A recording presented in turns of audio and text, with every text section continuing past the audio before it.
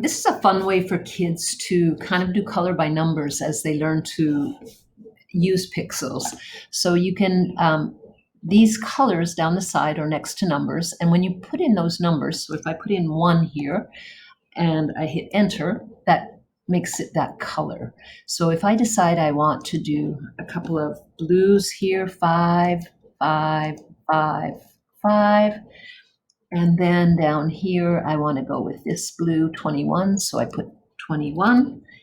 And I can make a picture this way, or I can use it to do sort of a color by number thing. Anyway, if you look at this, you see the colors next to the numbers.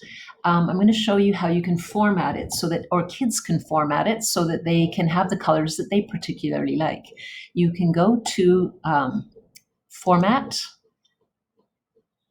Conditional Formatting, and you see these color boxes with text is exactly 21. Now let's say we go up here and I see text is exactly 1. That's my red there. And I want to change that color. So I go here to the fill and I decide that I don't really like that color red. I would prefer this one. And I'm going to also put the text box so that it doesn't show up. There we go. So the number doesn't show up. So done. And now that red is a different red. So they can go through and they can color, they can change all of the colors that they have there. There's more colors underneath. And they can have fun with it. So that's just another way to use pixel art in the classroom.